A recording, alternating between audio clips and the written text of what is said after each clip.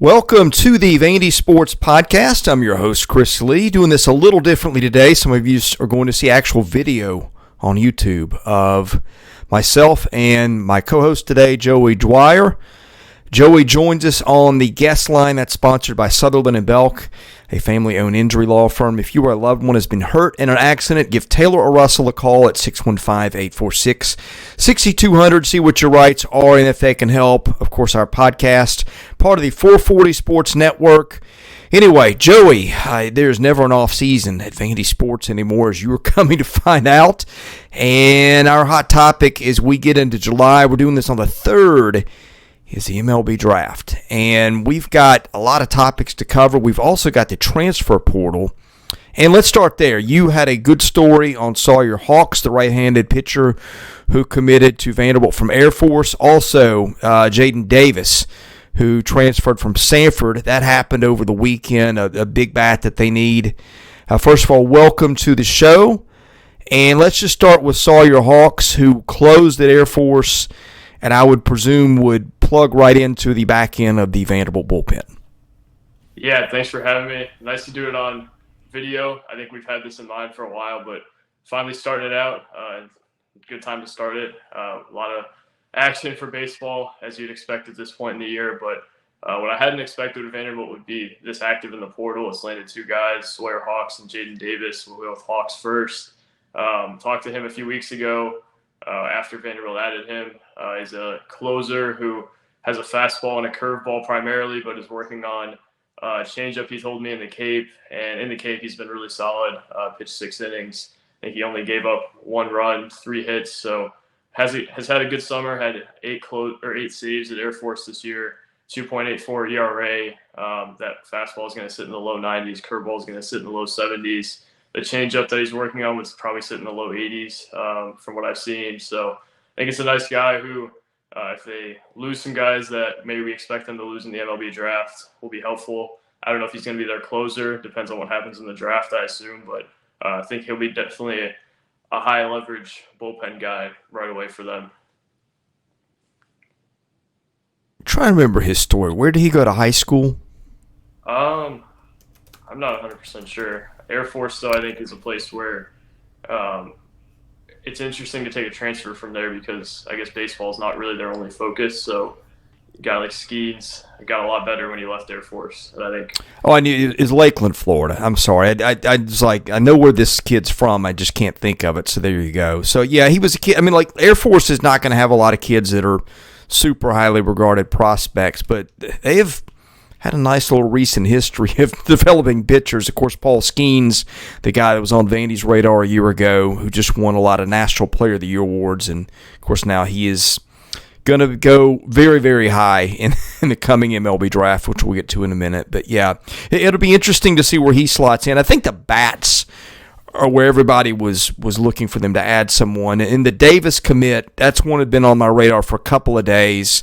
Happened pretty quickly. He jumped in the portal, and I think it came down to them in Mississippi State.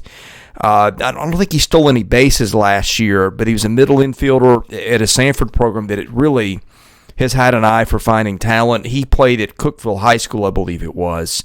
And that's one, I think he had a .453 on-base percentage, and I believe he won the SoCon Freshman of the Year honors. That's one that I think will probably slot in the starting lineup and help him quickly. Yeah, and the bigger question to me, rather than whether he starts, is where he starts in the order. He'll probably play second base. Yeah. Gives them some flexibility, but the guy who has 358 normally you would think would be in the conversation for their leadoff guy, but he didn't steal a whole lot of bases, and I think he's got more power than the 9 homers would indicate. I think ball jumped off his bat a little bit more than I was expecting, seeing those homer clips. So I think he's a guy who could add a lot for them. Had a higher walk rate than a strikeout rate, which is good for a leadoff guy as well. So I think he'll be in the mix there. Also going to be interested to see kind of how that power develops and how he adjusts to the Power 5 level. Hit 222 in a few games against Power 5 opponents, but was also an NCAA tournament guy. Hit a little bit better in the NCAA tournament. I think he hit 286 with a double. So there's definitely room here for him to maybe not have a 358 average, but even if you get a little less than that or 70% of that, you're in pretty good shape if you're Vanderbilt. Yeah, of course, Chase Burns is the one that everybody's watching at this point. We're doing this Monday afternoon, and I still the consensus of people I talk to seems to be that they're the team to beat. I don't think Chase Burns, though. I mean, I'll probably look like an idiot for saying this, but I don't think that. I'm not. I'll put it this way: I'm not sitting here hitting F5 on my keyboard to see if news with Burns is broken. This could take a little bit.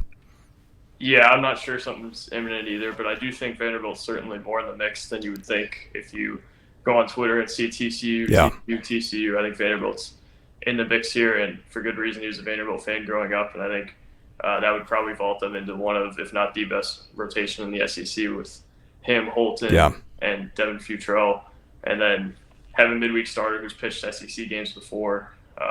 Pretty solid grouping there, and I think Burns would have every opportunity to start if he would went to Vanderbilt. Yeah, I would probably call them the favorite at this point. Let's talk MLB Draft, Joey. It's always interesting when Vanderbilt's involved. Last year was a little bit of a disaster for them. I think they had, 6 guys go. That wasn't necessarily the number of guys I think they expected to lose, but drafts are funny things. Sometimes you get a guy through that you're not expecting. More often than not, you get an unpleasant surprise. And it's going to be no different this year. You're going to have a couple of Commodores who could go in the first round. You're going to have a bunch of high school kids who could get drafted. I guess let's start with the current players. And if you're watching us on YouTube, we've got a ticker across the bottom where I think we've listed just about everybody. J.D. Rogers, I'm not sure if he's draft eligible or not, but he's not really played. We've even got Michael Doolin on there who hasn't pitched in 3 years. And I doubt he's going to get drafted, but we're trying to cover our bases. But in any case, I think the big ones, you're going to see Enrique Bradfield Jr. off the board in the first round. I'm fairly confident, probably right in the middle of that. I've seen him 13-ish, 18-ish, depending on where you look. And Hunter Owen's another one that I think could slide into the late first round of the supplemental. It only takes one team. The health has been an issue for 2 years, and his freshman season, the control wasn't there. But when Hunter Owen pitched the last 2 years, he was really good. So I think we could see 2 first-rounders there. Really looking forward to seeing Bradfield in a big league uniform. He admitted after the season he wasn't healthy all year. So I don't know how much teams factor that in for good or bad. To me, that's a good thing, because unless it's something that's chronic and lingering, the suggestion would be that you'll get a better player than you saw last year. I think he could play Gold Glove caliber defense pretty much right away for an MLB team, and he'll hit some too. And didn't run as much last year. Again, I would attribute that to injuries, but those are kind of the 2 that I'm watching. Bradfield, I think, will be a first rounder, and we'll see with Owen. Yeah, Hunter Owen's definitely a name that's positively trended throughout this process. Seems like at the Combine, he was a name that came up a lot positively. Nick Maldonado is also a guy you watch and assume is probably going to go. Patrick Riley was ranked 219th by MLB Pipeline. I'm really interested to see what happens with Thomas Schultz. I don't know the draft positioning there. Super Bowl, you probably have a better idea of that, but I think that determines a lot of Sawyer Hawks' role when he gets to Vanderbilt. Can Thomas Schultz be that closer, late inning guy, or is he gone and just Sawyer Hawks have to step into that role? Really interested to see what happens, but I think you'll probably have a little bit of a better idea with all the draft stuff. Yeah, I think other guys that should get picked, Maldonado, I would be very surprised if he's not picked. Shrek wasn't picked a year ago for whatever reason. I just think he's too good not to get drafted, but we'll see. Certainly would get a free agent contract somewhere. Patrick Riley, just on stuff alone, I think will get taken. He was a kid that a year ago was, first round in a lot of mock drafts. So I think those things are kind of silly a year out. I think a lot of times that the guys doing them maybe don't watch these guys up close and personal and just go on stuff and scouting buzz. But, Riley's a first rounder to me was always going to be a reach unless he found his control. That didn't happen. But he did pitch well in a couple of spots out of the bullpen. There's always an organization or two that'll believe that they can fix those things and take a shot. And Grayson Moore, another one that I've seen, at different times, top 3 or 4 rounds. Of course, he missed a lot of this year, I guess, with a health issue from what I remember. Those are guys, I mean, Schultz is one you mentioned. Bulger was a kid that they felt fortunate to get to the draft 3 years ago. His stock fell a lot. I don't know if anybody thinks they can redeem the bat or if he'll be back. I don't know. And you see a couple other guys, Sam Leboke being another one. I could see a team throwing a senior sign at him for a discount. That might be something you look at too. But yeah, I mean, a lot of guys like, and sometimes I didn't have Javier Vaz on the radar to get drafted a year ago, but he did. And so you may look at the ticker and say, hey, some of those guys won't get drafted. Well, didn't think he would be a year ago. There wasn't much buzz about it. I think if you play at Vandy, you're going to get looked at by scouts. And so there's a lot of guys. I don't have a great feel after the first couple of guys, but you could see several current players drafted, and who knows, maybe you could get a surprise or two coming back. Yeah, I'd agree. I think you probably have a top 4 or 5 that you would guess is probably gone. Of Bradfield, Hunter Owen, obviously RJ Schreck's gone. I think he'll probably get drafted at some point. Like you said, too good not to. Had a really solid year at Vanderbilt. Nick Maldonado's probably gone. Beyond that, I think there's a lot of questions. Patrick Riley is a question, but I think it's probably going to get drafted. Thomas Schultz, I don't really have a great feel on. Grayson Moore, like you said. A lot of interesting names kind of on the fringe this year. So it'll be interesting next week when we do the show, kind of see where that all lands. Now we get to the high schoolers. Max Clark has been a projected top 5 pick for a while. Maybe the best prep player, best hitter ever in the state of Indiana, regarded as such. I mean, I guess it could always happen, but don't get your hopes up there. I think everybody would expect Max Clark to be gone. And then you got maybe 3 other guys that are getting some first-round considerations. George Lombard out of your hometown of Atlanta. I've seen him mocked to the Braves recently. The Braves like to draft a lot of local high school talent. So I don't think I've heard a lot of buzz about Lombard coming to Vandy. I would presume that's another one that's probably gone. And to be clear, I haven't dug in on all these kids, but I have done a little bit of research. I think the 2 to watch are Thomas White and the Clemmy kid, both pitchers. And I think they're going to be tough to get through the draft. I've heard various things on White and Clemmy, and particularly White. There was some optimism a couple of weeks ago that they might get him through the draft. It seems to be maybe waning a little bit, but I mean, stuff can change. So those are probably the 4 kids. Braden Holcomb would be another one, although I think I've seen him higher on Perfect Game than I've seen him. Baseball America, I think, had him number 192. But I would say those first 4 are the guys that you could see taken in the first round if things don't go Vanderbilt's way. Yeah, and I assume they're probably going to lose a good amount as every year, especially with those guys. Max Clark reminds me even a little bit of the Drew Jones situation where kind of from day one you don't think you're getting him back. And there's a few other guys that seem to be itching up the boards a little bit as well that they're probably not getting back. You'd have better insight on this than I would, but it seems like they'll lose a few guys for sure.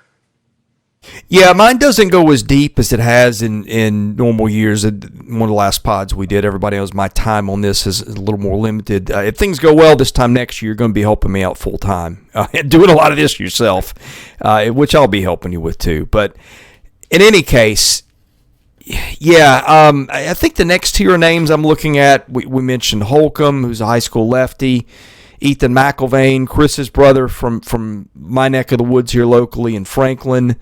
The Koziel kid, who's a really, really good hitter, I think could help them next year. That's kind of one to watch. Then you got R.J. Hamilton and a lot of other guys. The Austin Fort kid is another one that's interesting. He was a South Dakota kid and then transferred to high school, I think, in the Miami area. That's one that's gotten a lot of talk. I don't see him on a lot of draft radar, but all it takes is one team. So I don't know what you think about that next group of guys. We're leaving some out here too, but their list of guys who could get drafted as usual is quite lengthy. Yeah, I want to talk about Austin Fort in particular. I think every time I go on Twitter, I see a clip from a summer ball team of him hitting a homer. I think he could really help them if he gets to campus. Maybe not immediately, but there's room to go at first base with Parker Nolan going out the door. Maybe Maldonado plays first. It's been talked about a bit, but there's going to be reps to be had there, and I think they're going to try to get the best couple bats in the lineup. And he's looking like he's closer to that than maybe we thought originally. So I think that's one to look for. Like you said, though, haven't really seen him on draft radar, so that'll be one that I'm particularly interested to follow as we move forward. Yeah, another note, some people know this, some people don't. They picked up a late commit last week in Miller Green from Lipscomb Academy, who's another pitcher who I think could be a good college pitcher. I don't know where the scouts are with him being drafted. I think he's low 90s. He was a kid who was committed to Georgia Tech until Tech made a pitching coach change. So, yeah, I mean, we'll probably do a recap after the draft of all these kids. I've learned through years of doing this, it is such a crapshoot. Sometimes you think you know. Last year they felt pretty good about their chances of getting a couple of guys through the draft, and then you see those guys go in the top 100 picks, and you're like, well, there goes that. And so I try to always temper anything I say with that, because when it comes to the draft, all it takes is one organization to pay a kid above what he was expecting, and everything you thought can sometimes go out the window. Right. That's a very hard thing to source, and I think that might be a little above our heads at this point in the week. Yeah. Yeah, and we'll probably have some stuff on the board as we get closer to the draft, and I ask around a little bit. Again, time for me has just been really scarce lately. Last topic, Joey, Chase Burns. Transfer portal kid. I think everybody that's listening or watching knows who Chase Burns is. He started this year as Tennessee's Friday night ace. Had control troubles. It just did not go for well for him. I think he had a 13 ERA in SEC play. When Vandy came to town, they threw him in relief. He pitched well. That seemed to kind of turn his season around. Was a bulk relief outing. They kept him in the bullpen. That may have caused some tension between he and Frank Anderson and Tony Vitello. There was rumor was in Knoxville, I heard this before the season ended, he was going to hit the portal. A lot of people thought he'd be heading to LSU. He remains uncommitted as we speak, but Chase Burns, an elite talent, I think he hit 101, 102 on the gun, something like that, or maybe it was 100 even, but he was throwing really hard and was throwing strikes again at season's end. Tennessee does not get probably to the College World Series without him. He started to pitch like everybody had expected. Of course, 2 years ago, Chase Burns was a freshman All-American.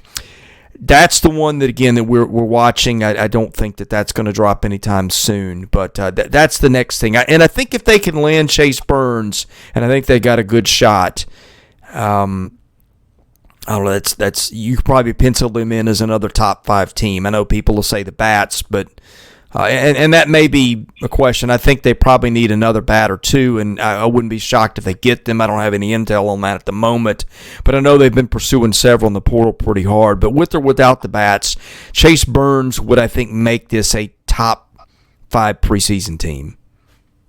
That would be a heck of a rotation, and I would assume Burns would get the chance to start rather than being a bullpen piece. I don't know if he would go to a school where he would be a bullpen piece, but I was there that Friday night in Knoxville, and you definitely see why Vanderbilt and TCU and all these other schools are in the mix for him. It's a guy who has electric stuff, first-round type stuff, Friday night type stuff, and pairing that with Carter Holton and Devin Futrell in a weekend rotation would be unbelievable. Would put Vanderbilt at one of the best in the country, you would think. And we talked about him a bit, but it's hard to overstate how big of an addition this would be for Vanderbilt. Whatever role he's in, worst role you can have for him is probably a high leverage dominant guy. If all goes to crap, he can't throw strikes again, you have a high leverage dominant guy. And best case scenario, you have a Friday night type starter who goes first round next year. So Chase Burns is a huge recruitment for Vanderbilt. I'm not ready to say that they get him or don't get him yet. I think it's still pretty fluid, especially in this era of college sports. But them being in the mix says a lot about how strong that brand still is, even in this era of NIL and everything of that sort. Getting him would take that talk to the next level. And also, Chris, I have some summer ball updates before we get off. I knew I was forgetting something, and I know we hit on Burns earlier. And by the way, this time next year, if everything goes well for Chase Burns, he's going to be probably not just a first rounder, but probably a top half of the first round, or maybe top third of the first round guy. So, yeah, that's going to be very interesting to watch. And as I've told people for a while, they are not as disconnected from the idea of using the portal to fill needs as people perceive. And I think you're seeing that now. Burns would be the third, and who knows, there could be a fourth or fifth by the time this is done. But, yeah, summer ball updates. Let's get to those, Joey. Perfect. So we'll go first. Carter Holton, the guy we talked about on the board a lot, seems to be back to full health. Has thrown about 5 innings with Team USA. I don't think he's given up a run. He's given up 1 hit, struck out a few batters, only 2 walks. The velocity's back up. He's coming out of the bullpen a little bit, but is still out there for a few innings, sitting back at his normal velocity, like I said, 6 strikeouts. So I think that's probably maybe the most noteworthy thing we've seen this summer in terms of on-the-field stuff from Vanderbilt players, Carter Holton being back to form, and you've heard positive things about his health as well. R.J. Austin is also a guy who I think has shown us some significant things, not in terms of stats, which the stats have been pretty solid, 364 average before last night, 4 RBIs, 8 walks, 5 strikeouts, and a homer, but also in terms of where he's playing. When they got Jaylen Davis, brought up a lot of talk that R.J. Austin would move to the outfield, particularly center field. And R.J. Austin has played a lot of left field in the Cape. I don't think he's played center field yet, but he's played left field, second base, and he's DH. So it will be interesting to see kind of where they move him. I don't know that this means everything, but it's nice to see him at least getting reps in the outfield, whether that would be in left field long term or center field. That's yet to be seen, but good to see him getting outfield reps and hitting the ball like we thought he could. Sawyer Hawks is my third. That I was going to give an update on. I think every week we'll do 3. And since we talked about Sawyer Hawks already, I think it'd be fitting. 6.2 innings. It's been 3 games, given up 1 run, 5 hits, and he's struck out 10. I don't know the walk numbers, but Sawyer Hawks has been pretty good and was pitching, I think, the day before and the day after his Vanderbilt commitment. So right in the mix of that was his commitment date, and he's certainly proven that he's worthy of playing at a school like Vanderbilt this summer. Yeah, and they got guys playing all over. Didn't have time to get into all that today. But, Joey, it's going to be a fun week. Buckle up. Just the twists and turns. And it doesn't end after the draft because then these guys got to sign. And occasionally, and this happened with Florida last year, Brandon Sproat got picked 3rd round but did not wind up signing. Florida seems to get awfully fortunate with these. That happened with Judd Fabian, too. He got drafted top 100, maybe even first round, didn't like the money, came back, didn't improve his stock. I don't think that Sproat really did either. But occasionally you do see some teams that get a guy that's drafted high back, but that's 99% of the time when you get picked in the top 10 rounds or so, 98% you're going pro. So usually where you get picked is a good indicator. The top 10 rounds or even that 11th or 12th those are important because teams will do some overnight digging. They'll call a guy, say, hey, if we take in the 11th or 12th round and we offer you X amount of money, are you open to signing? So those are really the ones to watch. I mean, really, you only get 20 picks now. You used to get 40, and before that it was even unlimited. But if you get drafted, you're kind of a risk to go, but especially those first 12, 13 rounds are the places where once you get picked, again, 99% of the time it seems like those guys are gone. And Vanderbilt hadn't had a lot of luck. I think the last guy, Jason DeLay, was maybe the last guy that they got through, that got picked, I think somewhere in that range. I want to say by Baltimore.